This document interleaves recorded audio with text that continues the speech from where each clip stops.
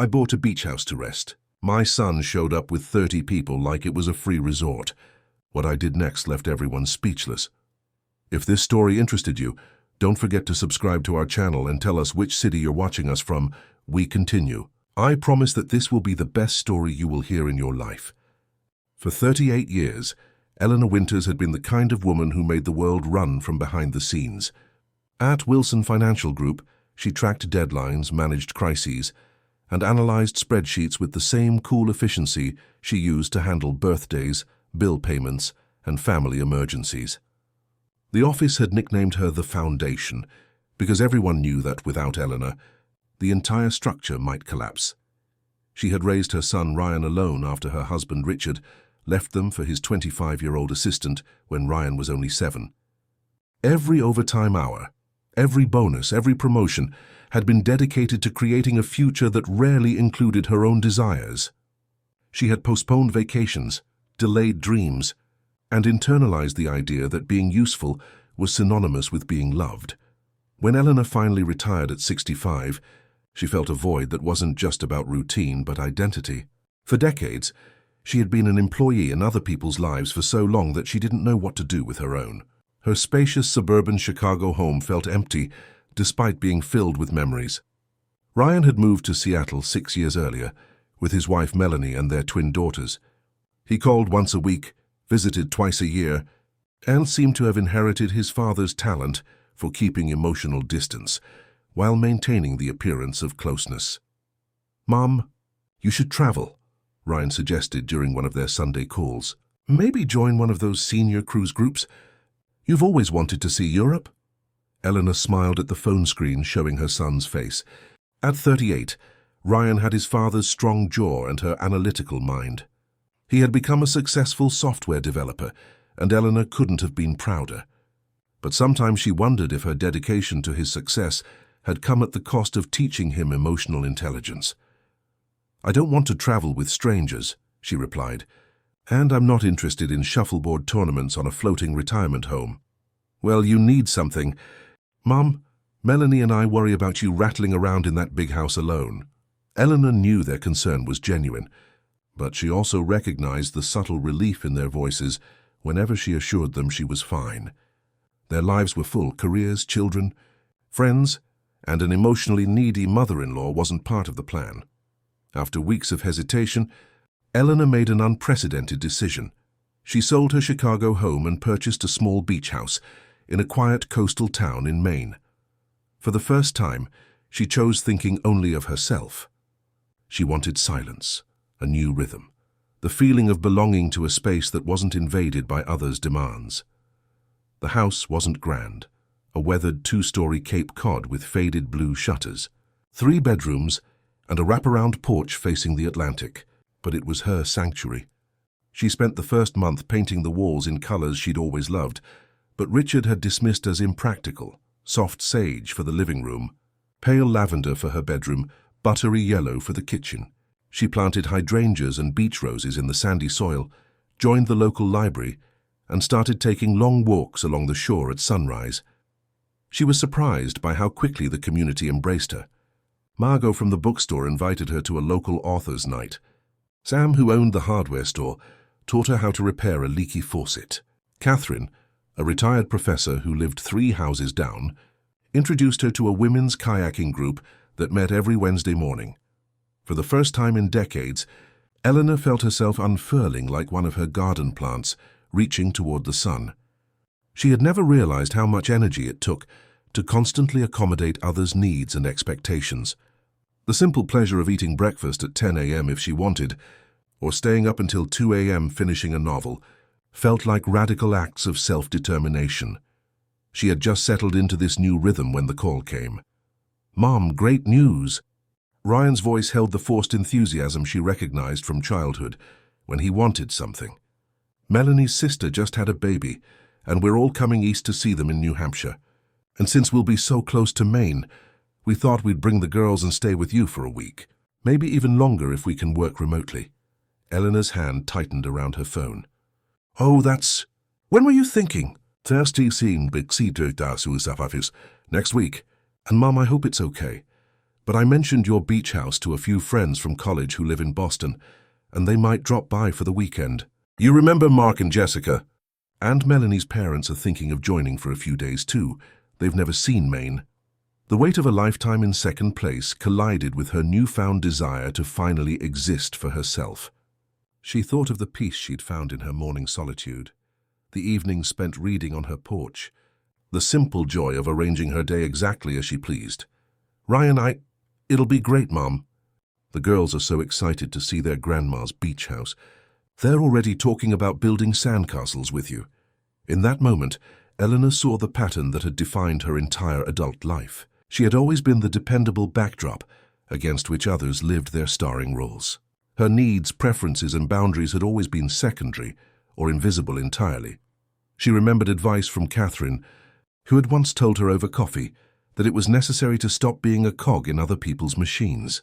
With that echo in her mind, she made a decision that would change everything. Ryan, I'd love to see you and the family, she said carefully, but I need to let you know that things are different now. Different how? The slight edge in his voice revealed his discomfort with anything that disrupted his expectations of her. The beach house is my home, but it's also become my business, Eleanor improvised, the idea forming as she spoke. I've turned it into a legitimate family inn with proper business licensing. I have set rules, fair prices, and yes, a family discount.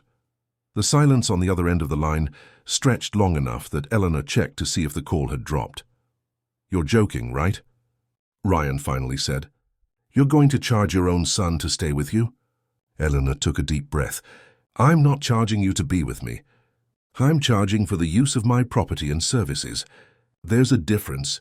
Mom, that's ridiculous. We're family. Yes, we are. And family respects each other's boundaries and lifestyles. Another long pause. Eleanor could almost hear Ryan calculating how to navigate this unexpected obstacle without completely derailing his plans. So what does this family discount look like? He finally asked, his tone somewhere between amusement and irritation. Eleanor smiled to herself. For the first time in her relationship with her son, she was holding firm on her own terms. It felt terrifying and exhilarating all at once. I'll email you the details tomorrow, she said, along with the house rules and reservation forms. After they hung up, Eleanor sat on her porch watching the waves crash against the shore. Her heart raced with a mixture of anxiety and something that felt surprisingly like freedom. She wasn't sure if what she'd just done was brilliant or disastrous, but she knew with absolute certainty that she couldn't go back to being the woman who disappeared into the background of her own life. That night, she stayed up late researching small inn operations, local regulations, and business license requirements. By morning, she had a plan. By the end of the week, she had the beginnings of a legitimate business complete with the name Winter's Haven. The week flew by in a whirlwind of preparation. Eleanor hired a local handyman to install keypad locks on all bedroom doors. She ordered professional signage, printed brochures with local attractions, and set up an online booking system. She stocked each room with hotel-quality linens, small toiletry kits, and welcome folders containing Wi-Fi information, emergency contacts, and house rules. She even created a small dining area in the sunroom, where she could serve breakfast to guests. When she emailed Ryan the reservation details, pricing and policies, his response was terse. Very funny. Mom, see you Saturday. Eleanor knew he thought she was bluffing, a harmless power play that would dissolve the moment they arrived with their eager smiles and family hugs. He didn't understand that something fundamental had shifted inside her. For the first time, she wasn't just setting a boundary. She was building a fortress around a self she was only beginning to discover. Saturday morning arrived with perfect coastal Maine weather, sunshine warming the morning fog into a gentle mist that would burn off by noon. Eleanor wore a crisp blue button-down shirt with white capri pants and comfortable flats. She had her hair trimmed the day before and wore light makeup. She looked professional, approachable, and nothing like the accommodating mother Ryan was expecting. When their rental car pulled into the driveway at 11:43 a.m., 17 minutes before official check-in, Eleanor was ready. She stood on the porch, a clipboard in hand and a warm but composed smile on her face. Ryan stepped out first, his expression shifting from excitement to confusion as he took in the Winter's Haven sign hanging beside the front door. Behind him came Melanie, elegant as always in designer casual wear, and the twins, Lily and Emma, now 10 years old and buried in their tablets. "Mum?" Ryan approached with arms outstretched for a hug, which Eleanor returned warmly before stepping back. "Welcome to Winter's Haven," she said. "You're a bit early for check-in, but that's fine. I have your rooms ready." Ryan laughed, looking around as if waiting for someone else to acknowledge the joke. "Come on, Mum, you can drop the act." Eleanor maintained her smile. "It's not an act, Ryan. As I mentioned, this is now a legitimate business. I've invested significantly in creating a comfortable professional space for guests, including family." She handed him the clipboard. "I'll need each adult to sign the guest agreement. It covers house rules, payment terms, and liability waivers." Melanie stepped forward, her perfectly arched eyebrows raised in surprise. "Eleanor, this is unexpected." Her tone was diplomatic, as always. In their 12 years as in-laws, Melanie had mastered the art of polite distance. "I know it seems unusual," Eleanor acknowledged, "but I've found that clear expectations make for better experiences, even among family. Now let me show you to your rooms while you look over the paperwork." The twins finally looked up from their devices. "Grandma!" they shouted in unison, rushing toward her for hugs. Eleanor knelt to embrace them, her heart swelling. No matter what, these girls were her treasures. "Hello, my darlings. I've prepared a special room just for you two, with a view of the ocean and a shelf of books I think you'll love." As she led them inside, Ryan hung back, clipboard untouched. "Mom, can we talk privately for a minute?" In the kitchen, with the door closed, Ryan's pleasant facade crumbled. "What exactly are you trying to prove here?" Eleanor filled the electric kettle and switched it on before answering. "I'm not trying to prove anything. I'm establishing a new chapter in my life, one where I'm not automatically expected to subordinate my needs to everyone else's. By charging your family to visit you. Do you need money? Because if that's the issue, this isn't about money, Ryan, it's about respect. For 38 years, I've organized my life around others' needs, primarily yours. I don't regret a single sacrifice I made as your mother, but I'm 65 now. It's time I lived on my terms." Ryan raked his hand through his hair, a gesture so reminiscent of his father that Eleanor felt a pang of old grief. "So what happens if I refuse to play along with this business charade?" Eleanor met his gaze steadily. "Then you're welcome to find alternative accommodations. The Oceanside Inn down the road has lovely family suites." She watched the realization wash over him that she wasn't going to back down. Something shifted in his expression, not quite respect, but perhaps the first recognition that his mother was more complex than the supporting character he'd cast her as in his life story. "Fine," he said finally. "How much for the week?" "You'll find everything on page 2 of the agreement. And yes, there's a 20% family discount." By dinner time, an uneasy truce had settled over Winter's Haven. Ryan and Melanie had signed the agreements and paid the deposit. The twins were delighted with their ocean view room and the collection of age-appropriate books and games Eleanor had thoughtfully provided. Melanie expressed genuine appreciation for the breakfast menu and local activity suggestions. Eleanor served a welcome dinner of locally caught lobster, corn on the cob, and fresh salad on the back deck overlooking the water. As they ate, she shared stories about the town and its history, carefully steering conversation away from personal tensions.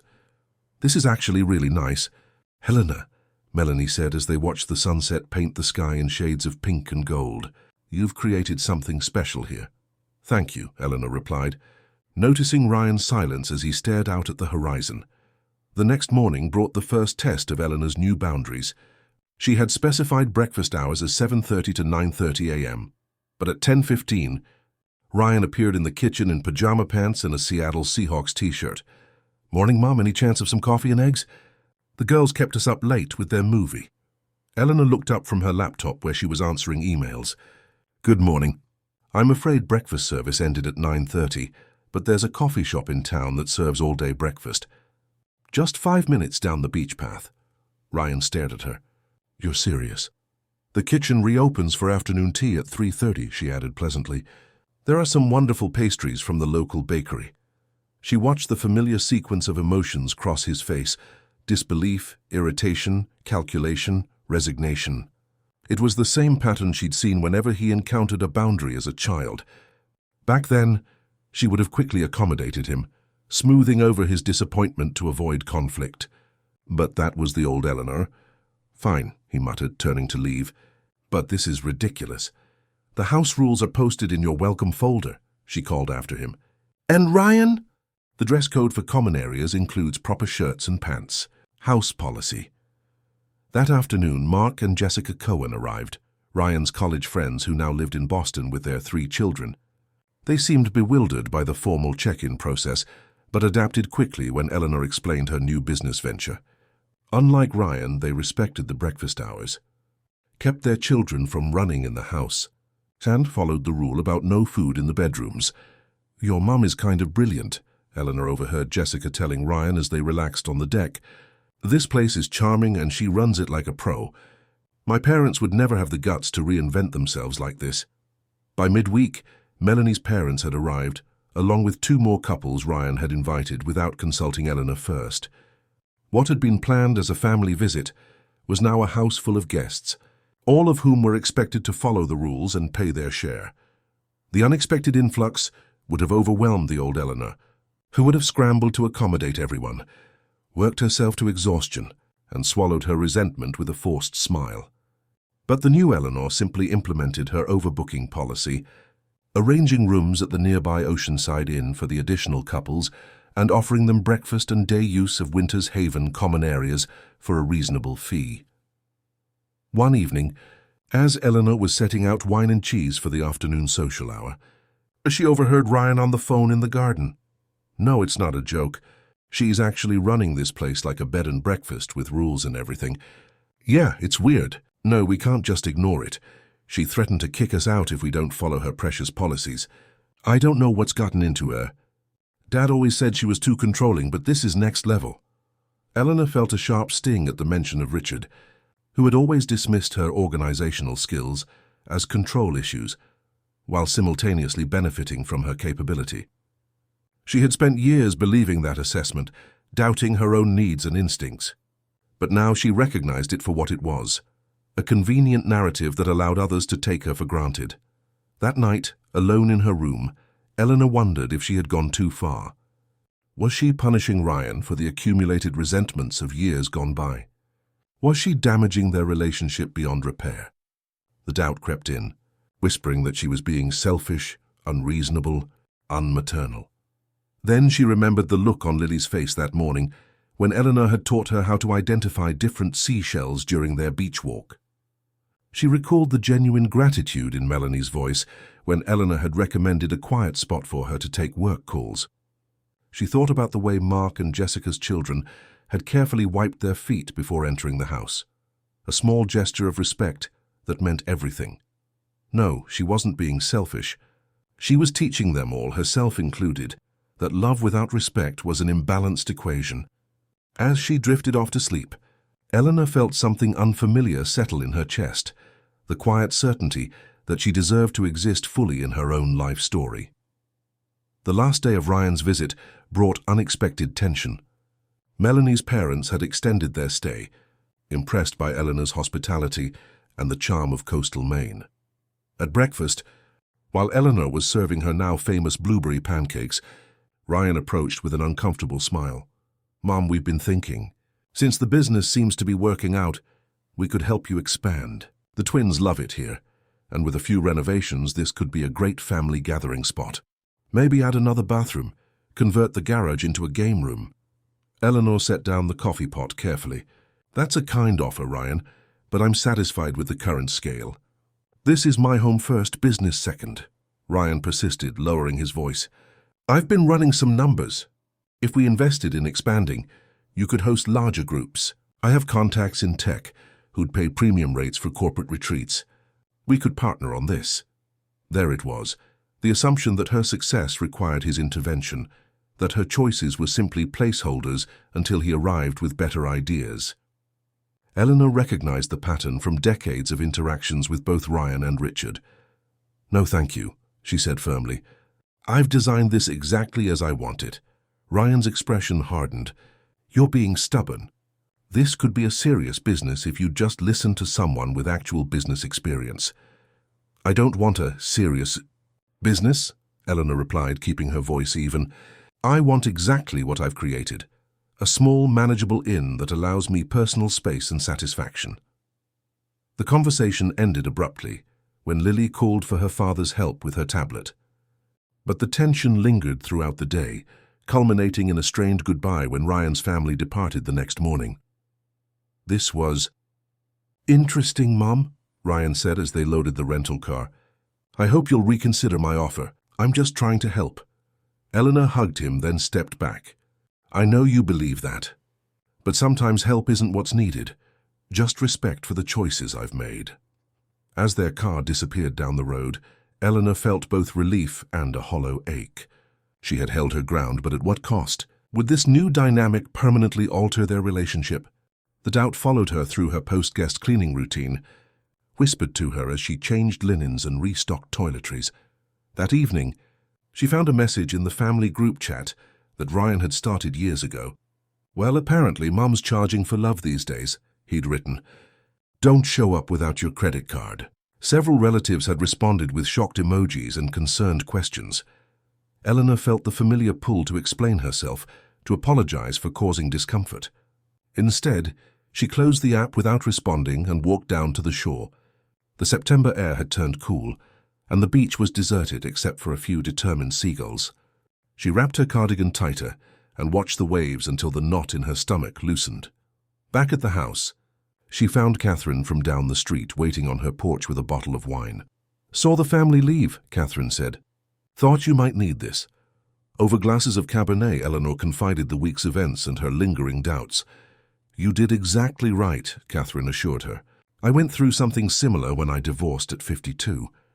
My adult children expected me to keep being the family support system while getting nothing in return. It took setting firm boundaries for them to see me as a person, not just their mother. I feel selfish, Eleanor admitted. Like I'm suddenly denying them something I've always provided. Catherine leaned forward. What you're denying them is the right to take advantage of you. There's a difference between giving freely and being taken for granted. You've simply changed the terms of engagement. That conversation sparked an idea. The following week, Eleanor invited Catherine and 2 other women she'd met in town, Diane, a retired nurse, and Sophia, a widow who ran the local bookstore, for dinner. The evening evolved into an impromptu support session as they shared stories of life transitions, family tensions, and the challenge of reclaiming identity after decades of putting others first. We should do this regularly, Sophia suggested. There must be more women like us in town. Eleanor nodded slowly, an idea taking shape. What if Winter's Haven hosted a monthly gathering for women in transition? Not therapy exactly, but a supportive community space? By November, new chapter meetings had become a fixture at Winter's Haven. Twice monthly, women gathered in Eleanor's sunroom to share experiences and resources. Some were newly divorced, others recently retired, some caring for elderly parents or adjusting to empty nests. All were navigating the complex terrain of redefinition. Eleanor found herself energized by these gatherings in a way that surprised her. She had always been efficient but reserved, more comfortable organizing spreadsheets than emotional support groups. Yet something about creating space for these women to be seen and heard fulfilled her deeply. The business side of Winter's Haven thrived as well. Word spread about the immaculate rooms, gourmet breakfasts, and peaceful atmosphere. By spring, Eleanor had regular bookings and a small waiting list for summer weekends. Not everyone appreciated her boundaries, of course. One woman from the new chapter group, Barbara, arrived for an overnight stay and immediately tested the limits, showing up hours before check-in, requesting menu changes due to preferences rather than allergies, attempting to negotiate a discount because they were practically family now. Eleanor's response was gentle but unwavering. I value our friendship, Barbara, which is why I maintain professional standards here. Clear boundaries make our relationship possible. Barbara eventually adjusted, even apologizing for her initial pushback. I'm not used to women our age being so unapologetically firm, she admitted. It's refreshing, actually. The real test came in June when Ryan unexpectedly called on a Tuesday afternoon. Mom, I know this is last minute, but the girls have been begging to visit. Any chance we could come this weekend? Just the four of us this time. Eleanor checked her booking calendar. I have 2 rooms available Friday through Sunday. I'll email you the current rates. The silence on the other end stretched until Eleanor wondered if the call had dropped. Are you serious? Ryan finally asked. It's been 6 months and you're still playing innkeeper with your own son? I'm not playing anything, Ryan. This is my life now. Fine, he said after another pause. Send the rates. But, Mom, we need to talk about this situation when we visit. It's gone on long enough. Eleanor braced herself for a difficult weekend. To her surprise, Ryan and his family arrived precisely at check-in time, luggage neatly organized. The twins presented her with handmade cards, and Melanie brought a beautiful orchid plant. Even Ryan seemed less confrontational, though Eleanor caught him watching her thoughtfully throughout the evening. Saturday morning, while the twins and Melanie were building sandcastles on the beach, Ryan joined Eleanor on the porch with 2 cups of coffee. I owe you an apology, he said without preamble. Eleanor nearly spilled her coffee. What for? For not seeing you, he replied, gazing out at the ocean. Dad left when I was 7 and you became this superhero who made everything work. I never thought about what it cost you. Eleanor felt her throat tighten. I made my choices, Ryan. I don't regret them. But I took advantage of them. We all did. He turned to face her. I've been talking to a therapist since our last visit. She helped me see some patterns. What patterns? Eleanor asked carefully. How I expected you to always be available on my terms. How I never considered your needs separate from mine. He hesitated. How much I'm like Dad in some ways. The comparison to Richard hung between them, weighted with decades of unspoken resentments and wounds. You're not entirely like your father, Eleanor said softly. You're here having this conversation. He never would have managed that. Ryan nodded, his eyes suspiciously bright. When you first started this thing, I was angry. I told myself you were being selfish and bizarre. But watching you this weekend, how centered you seem, how clear about your boundaries, I realized something. You're happier than I've ever seen you. The simple truth of his observation brought tears to Eleanor's eyes. She was happier. For the first time in decades, she was living on her own terms, and the freedom was intoxicating. I am, she acknowledged.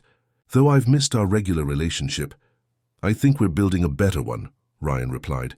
One where we actually see each other as whole people, not just mother and son.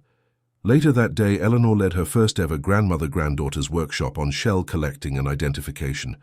The twins were attentive and excited, carefully labeling their finds with the scientific names Eleanor taught them. Watching their concentrated expressions, so similar despite their different personalities, Eleanor felt a profound sense of rightness. That evening, after the twins were asleep, Melanie joined Eleanor in the kitchen, where she was preparing breakfast for the next morning. I wanted to thank you, Melanie said, leaning against the counter. For what? For showing the girls what it looks like when a woman values herself. Melanie twisted her wedding ring nervously. My mother never did that. She's still trying to please everyone, even when it's killing her slowly. Eleanor set down her mixing bowl, giving Melanie her full attention. It's not easy changing patterns that have defined your entire life. No, Melanie agreed, but it's necessary sometimes. She hesitated before adding, Ryan and I have been struggling. His work takes precedence over everything, including our marriage. Watching you stand your ground has helped me find my voice with him.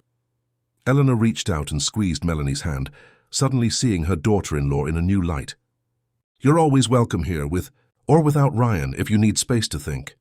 Something shifted between them in that moment. A new alliance formed in the quiet understanding between 2 women, navigating the complex terrain of loving difficult men while learning to love themselves first. 2 years after establishing Winter's Haven, Eleanor stood on her porch watching the September sunrise. At 67, she felt more vibrant and purposeful than she had in decades. The business had found its perfect rhythm, fully booked during summer months, comfortably occupied during shoulder seasons, and closed for a blissful 6 weeks each winter when Eleanor traveled, something she'd never allowed herself before. The new chapter group had grown into a formal non-profit organization serving women throughout the region, with Eleanor serving as board president. They offered workshops on financial independence, emotional well-being, and even dating after 60, taught by Catherine, who had recently found romance with a local marina owner. Eleanor's relationship with Ryan had transformed too.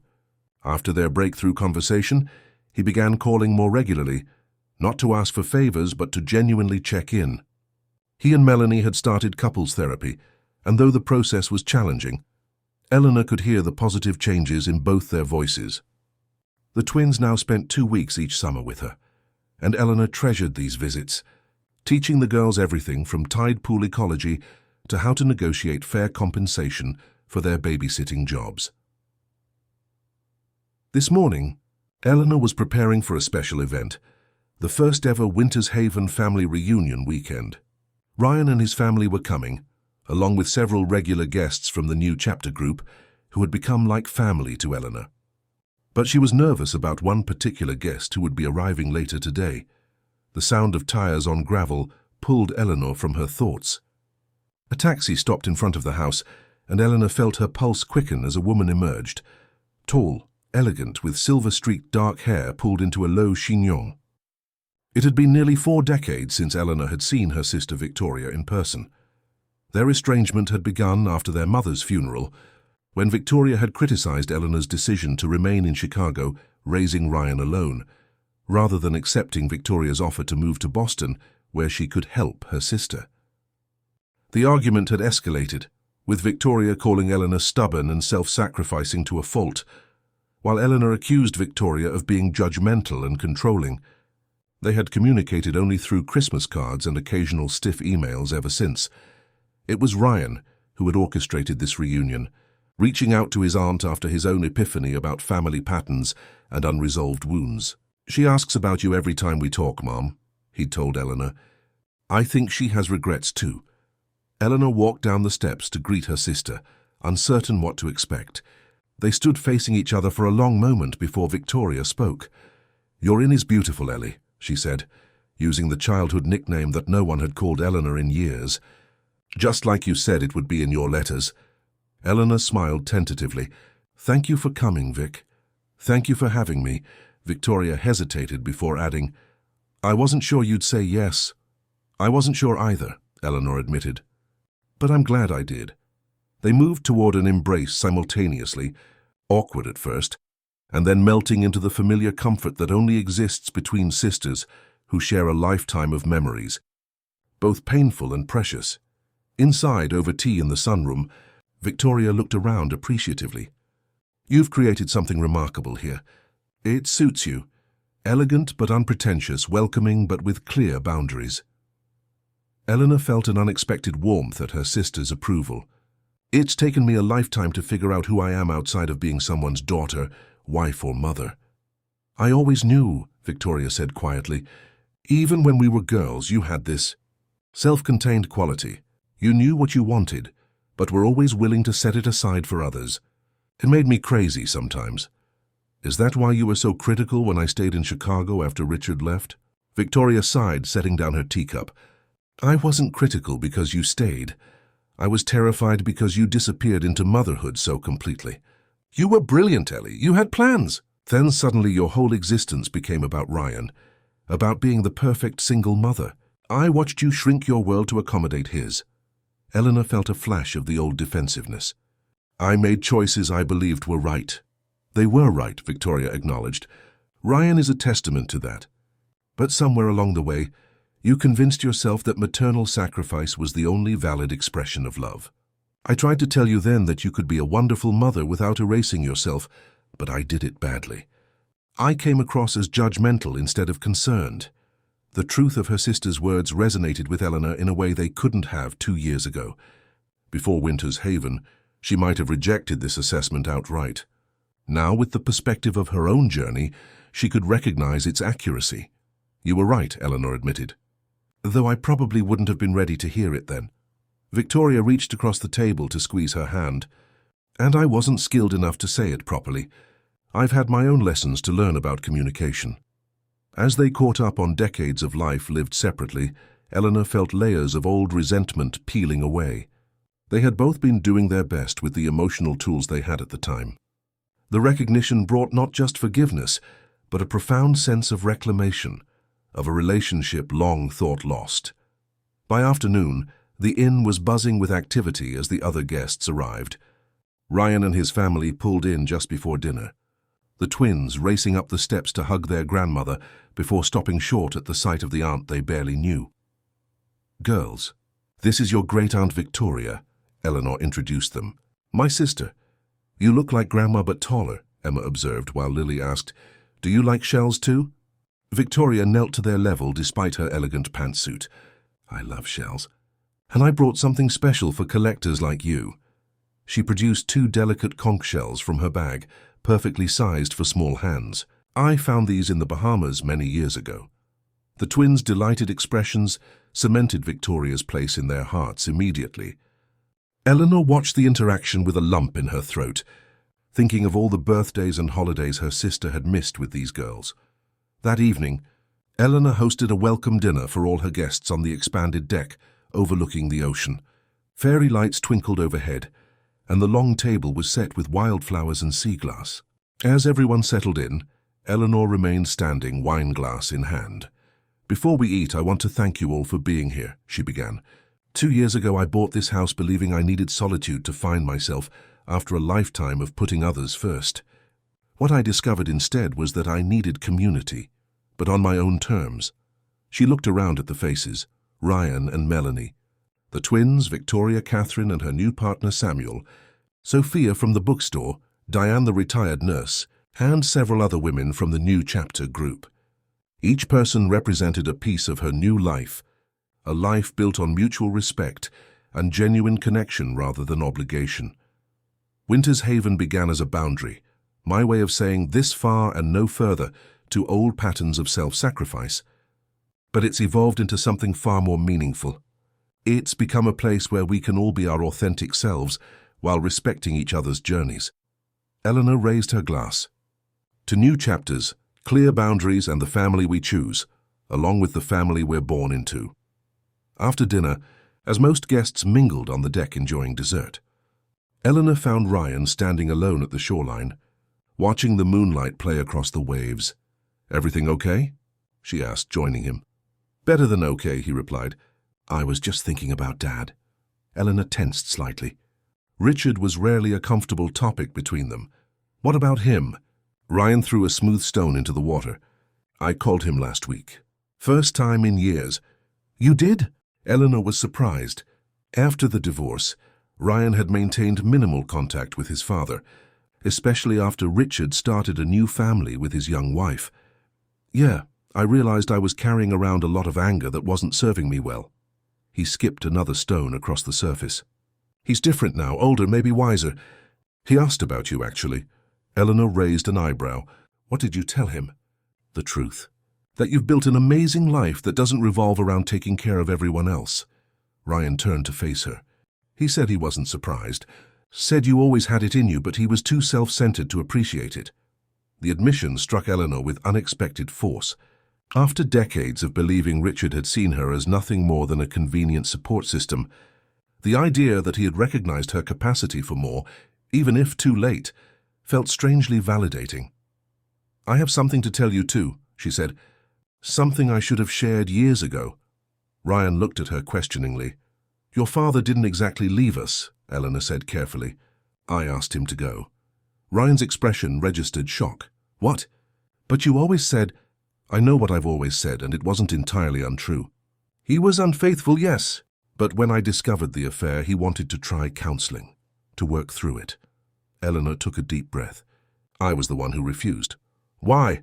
Ryan's voice was barely audible above the waves. "Because I realized I'd spent our entire marriage shrinking myself to accommodate his ego, his career, his needs. The affair was just the final evidence that I'd become invisible even to him." She looked out at the dark ocean. "I was only 32. The thought of spending the rest of my life feeling unseen was unbearable." "But you never dated afterward. You never remarried." Eleanor nodded. "I channeled everything into you, into being the perfect mother since I'd failed at being the perfect wife. It became my identity, my purpose, until I grew up and left too," Ryan finished. "And then who were you supposed to be?"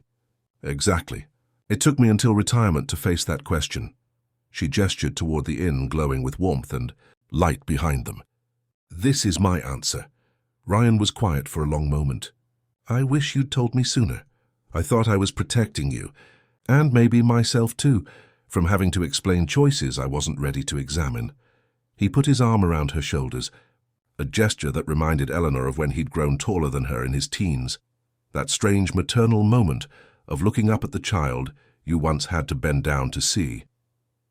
"I'm proud of you, Mum," he said simply.